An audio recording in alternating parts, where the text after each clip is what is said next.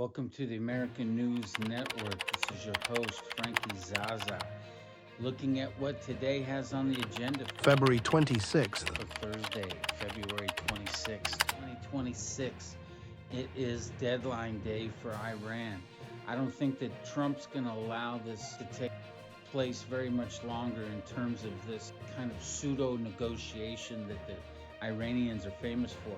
And they're good negotiators. Let's not take anything away from them.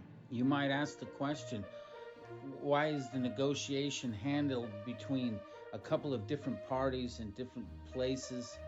This is fantastic strategy on the Iranians' part to elongate the process, which we would go ahead and answer yes or no to if there's a regime change or not.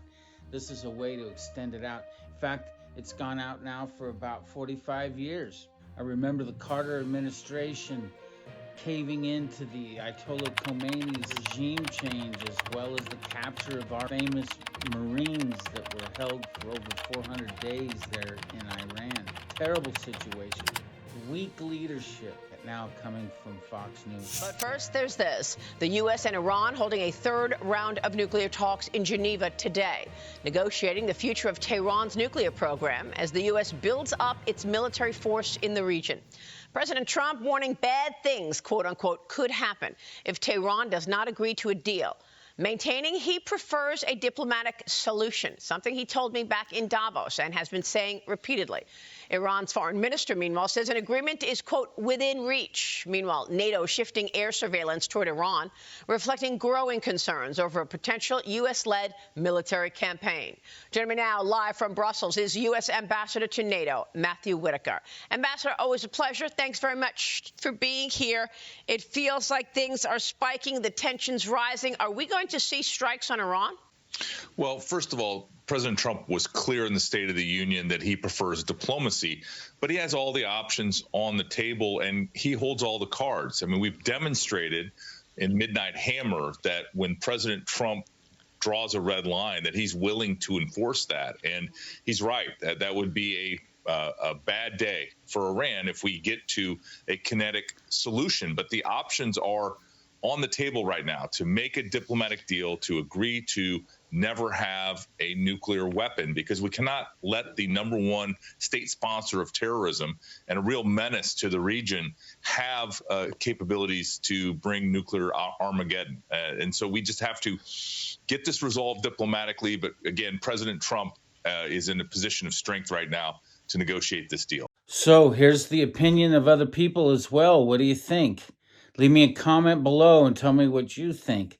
I think we should go in and bomb these guys right after the negotiation. Nope, not acceptable. Time to come to grips with the reality that we don't want the Iranian regime any longer in control.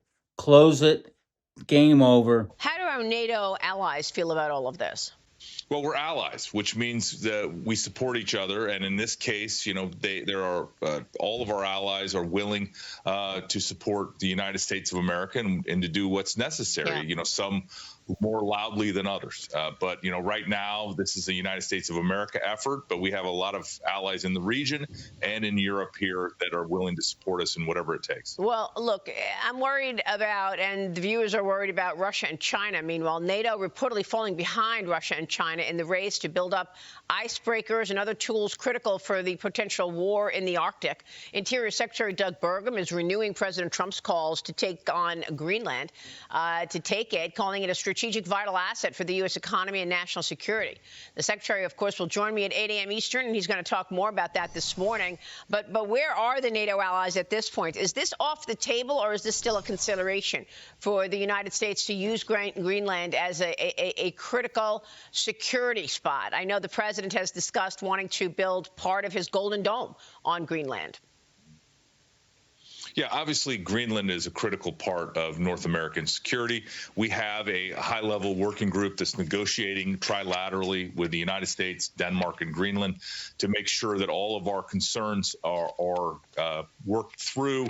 We also have announced a Arctic Sentry here at NATO, which is the Supreme Allied Commander Europe is cohering all of the capabilities. But there are things like icebreakers, submarine hunting airplanes, deep water sensors that we got to make sure not only do we know what everybody has and is bringing, but make sure that if we have gaps and we have capability challenges, that we can address those in the near term. Remember, we got the 5%, not just as a political statement. We got the 5% because that means capabilities. That means icebreakers and sub-hunting airplanes and Arctic troops that train. I was up in Norway about a month ago and saw our Navy SEALs that were training, that were in the cold, difficult Arctic Circle conditions. And the reason is to your point, China and Russia are active in the region. China is ambitious in that region, and we need to make sure that we're matching that, protecting our interests, protecting the alliance's interests, and that's going to mean real capabilities and really real money spent on those capabilities. Well, I mean, look, the issues came up, obviously, when you were recently in Munich at the Munich Security Conference,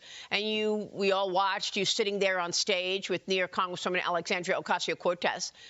When she came back, she faced massive pushback after the rambling answer, the word salad that she answered about the question over China and Taiwan and whether the U.S. would defend Taiwan. Well, let's take a look at that. I want to get your take. Would and should the U.S. actually commit U.S. troops to defend Taiwan if China were to move? I think that this is such a, I think that this is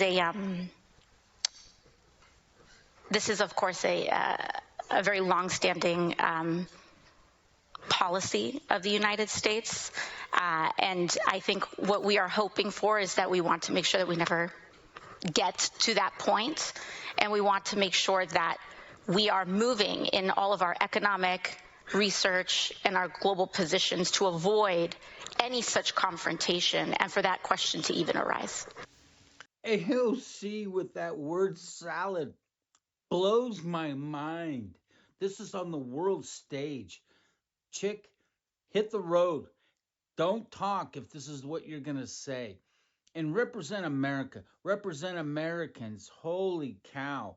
If you disagree with me, leave me a comment down below. If you agree with me, tell me you agree. Leave a like, subscribe to the channel. We'd appreciate it. Doesn't cost you a dime. Doesn't cost you anything. Just hit the subscribe. Appreciate it. Well, you were sitting there, Ambassador. What were you thinking?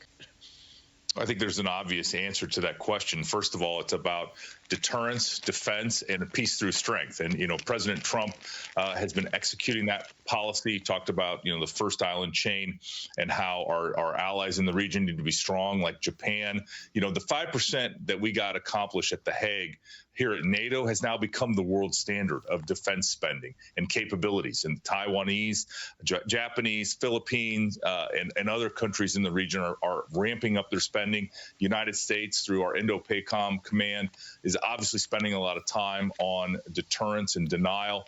But, we need to make sure that our allies are strong, that those relationships are strong, and that strength is what's ultimately going to guarantee the peace, and so that China doesn't make a move on Taiwan. And the United States has had an ambiguous attitude towards Taiwan and our defense of Taiwan, but we're making sure obviously they are strong and our allies are strong, and that the United States is equally strong. Was she not briefed on that?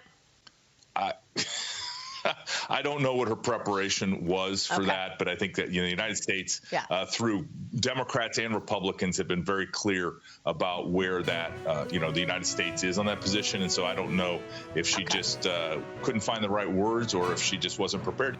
Thank you for being a part of American News Network. We appreciate you tuning in. Leave a comment, subscribe to the channel. Let us know what your opinions are about this report.